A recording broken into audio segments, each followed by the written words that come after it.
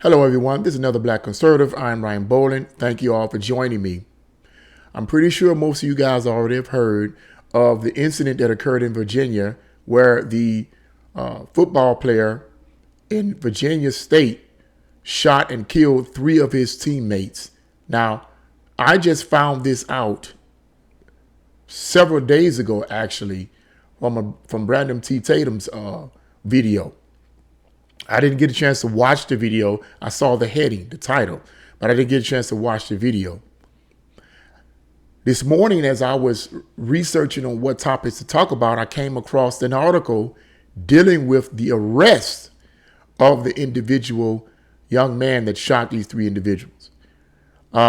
This is a sad, sad situation here, and this is becoming more and more common in this country. Before I get into this article, where the focus is on the father, I just want to say that my prayers go out to the father. My prayers go out to the family members. And this is a sad situation, another unfortunate situation that needs to be addressed. So before I get into any details on my commentary, let's get right into this article here. And the article starts off, the father of the student suspect arrested Monday in connection with a shooting that killed 3 University of Virginia football players, said he's in shock by the violence and that his son recently told him some people were, quote, picking on him.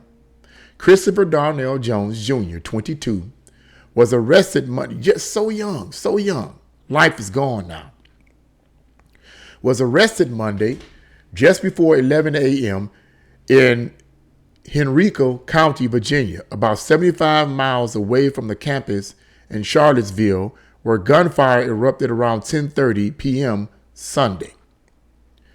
Jones was on the run for more than 12 hours before he was taken into custody on 3 counts of second-degree murder and 3 counts of firearm used in the commission of a felony. The news of the deadly shooting was a shock for the suspect's parents. Now, this is what I want to focus on here, because I'm going to get into that in detail in my commentary. His father, Christopher Darnell Jones Sr., told NBC affiliate WBBT of Richmond, Virginia, quote, "I can't believe it was him. I still can't believe it now." He said that the last time he talked to his son was a month ago. He came to the house and did his laundry. We sat and talked, and he seemed like he was doing really well, Jones Sr. said to WBBT.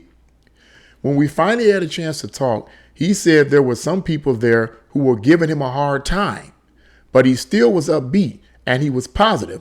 I don't know what happened between then and now to cause this to happen, he continued. He said that his son mentioned people were, quote, picking on him, but didn't go into details. This is a sad situation. He had some problems the last time I talked to him. He said some people were picking on him or whatever. He didn't know how to handle it. I just told him, go to school, don't pay them no mind, Jones Sr. said. He was really paranoid when I talked to him about something, but he wouldn't tell me everything. He was a very sensitive young man. And I'm going to end the article right there. You guys can take up the rest of that article and read the rest of that article on your own free time in the description box below. If you want to get more details on the family, the extended family and the father and what he dealt with in his family. But once again, this is a tragic situation. And I really don't like covering these kind of stories, but they have to be covered because I believe there are reasonings behind this increase in these kind of shootings. Now, when I say increase in shootings, I'm not talking about the Chicago, I'm not connecting this to shootings like in Chicago, where a lot of the shootings are gang related. I'm not talking about the shootings that have to do with a lot of these career criminals and so forth. I'm talking about the shootings that seem to be taking place out of random. You know, it's like what's going on here, man? Like, really, what's going on here? I mean, what exactly is going on here? You have all these you could say random shootings taking place, and they're increasing in areas that ought not be on college campuses, on school grounds. Now, several months ago, I did a video suggesting that the research that I had read up on may suggest that a lot of these random shootings are the result of what some researchers believe are programmed shooters. In other words, these are individuals that were programmed by some, without giving away too much detail on it, because this video can end up getting taken down, were basically brainwashed into shooting up a bunch of people, kind of like Manchurian candidates, okay? That was one of the suggestions. The other suggestion is drugs. Drugs may have affected these individuals' minds and caused them to react the way they react, and they start shooting people. But drugs is also a part of the mind control Manchurian candidate situation anyway. That's just one suggestion. But like I said, I don't think that's the issue here. The other thing that I suggested that it may be is that, there weren't any other suggestions. Those are only two suggestions that I gave in previous videos: the Manchurian candidate situation and the drugs. What I want to focus on in this video is interrelationships.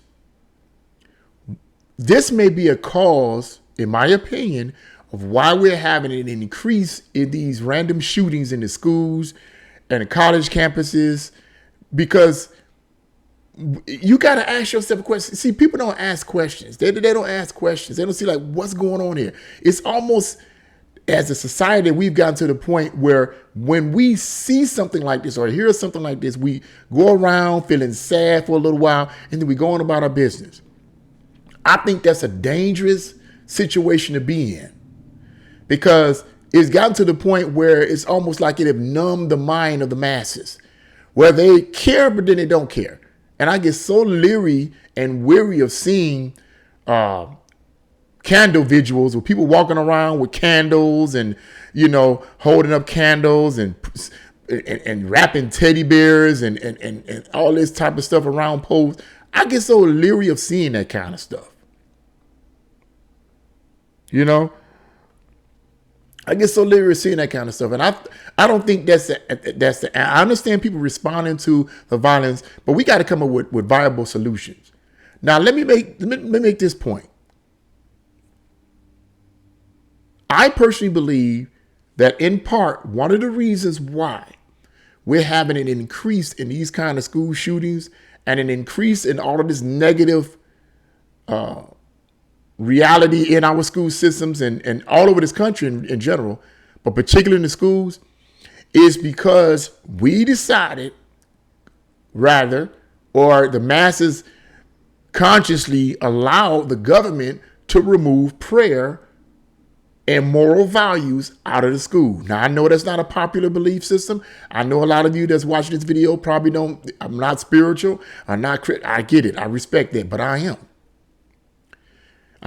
And I believe that when prayer was removed out of the schools and kindergarten from grades 1 to 12 and on college campuses, when they removed prayer out of the schools, there was an increase in violence and immorality.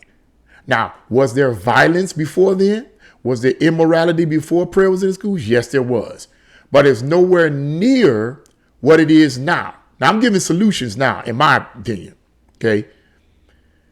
I'm giving solutions now, but I'm also giving a cause and the solution to that cause.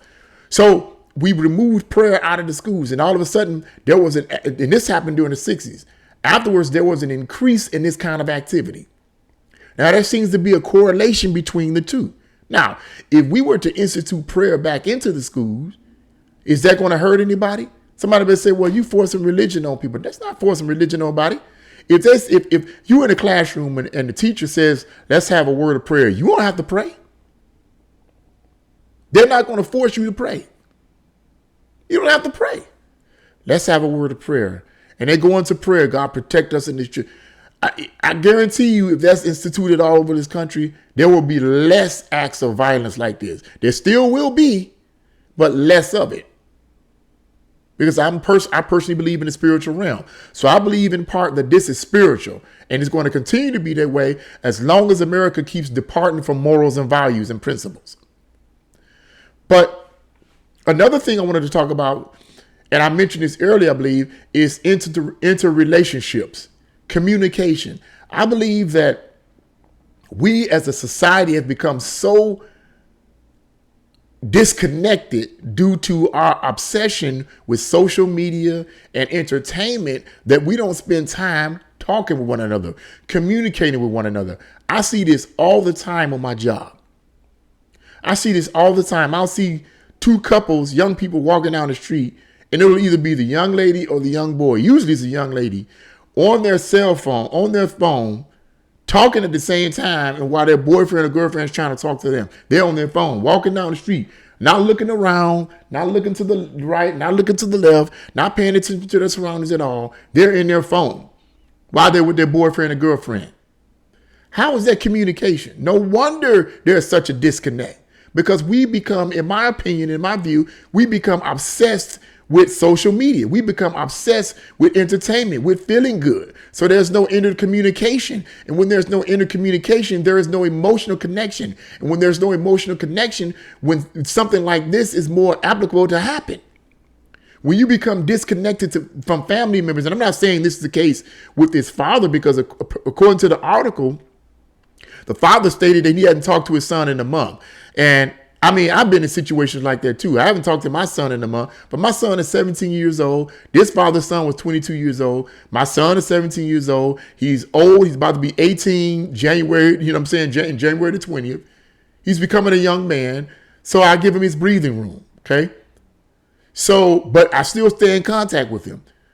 But in situations where there is no contact at all between parents and their children. Parents come home from work, they do their thing. Children come home from school, they go into their bedroom, do their thing. There's no relationship, there's no talking. When it comes time for dinner, you know, parents don't sit together no more and eat dinner, at least for the most part, from what I'm hearing and finding out. They don't sit at the dinner table anymore and eat dinner together. The kids go in their room, eat their dinner. The parents go in their room, eat their dinner. No intercommunication. And when you have that lack of communication, there's a lack of emotional attachment. When there's a lack of emotional attachment, stuff like this can happen. The father said he don't know how this happened. He don't know what could have caused it. He said, well, there was some people picking on me. Is that a reason to go off and kill 3 people, shoot them and kill them? No, something else is going on here. We all have problems. We all have disagreements. We all have situations and circumstances that cause us to want to go off, you know, and argue, to fuss, to blow up. But we don't go off and decide we want to go and shoot and kill somebody. You know, this is a sad situation, and there needs to be solutions to it. And I'm just offering solutions that I think is the best solutions. Because I can talk about this, but what are the solutions? Now, these are solutions that I think are relevant and that could help. But what is happening, what I believe is happening, is we have these circumstances that are going on in our country with all these shootings going on, okay? And people separate themselves from one another. They get to the point where they're like, well, okay, well, it's another shooting. We cry. It's sad. But their minds are numb, as I said earlier, and they go back to the regular business. Meantime, the government or individuals in the government is using situations like this to capitalize off of gaining more control, particularly guns.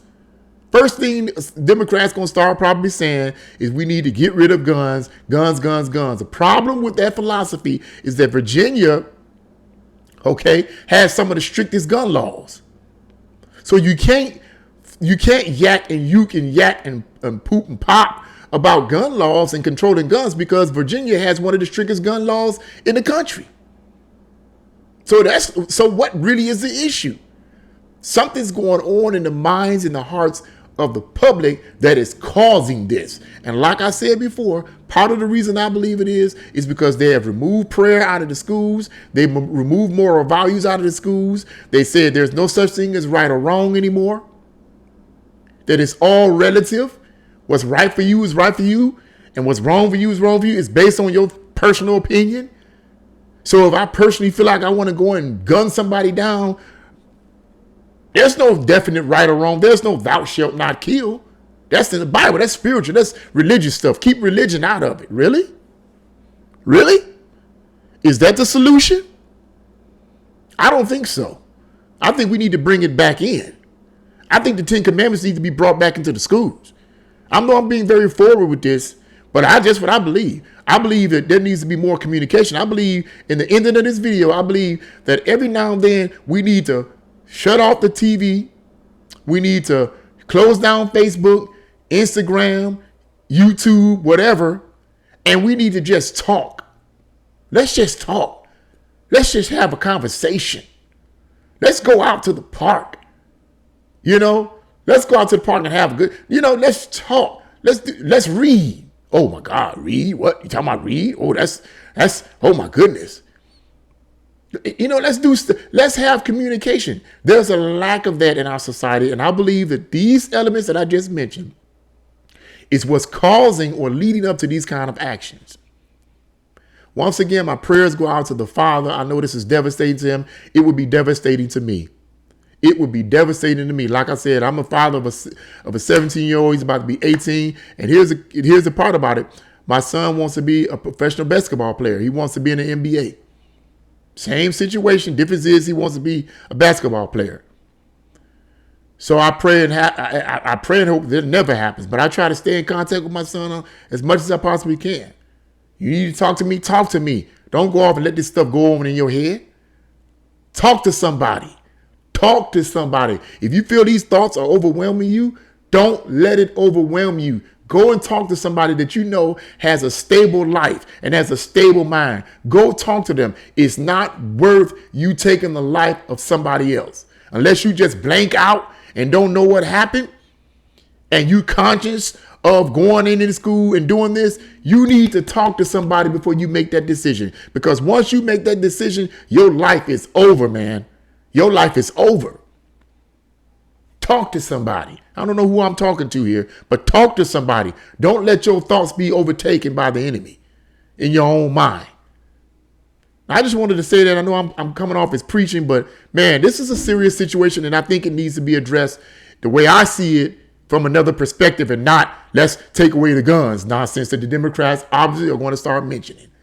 So I wanted to say that. What do you guys think? Leave your comments in the comment section below. Like, share, and subscribe to the channel. God bless you all, and see you again.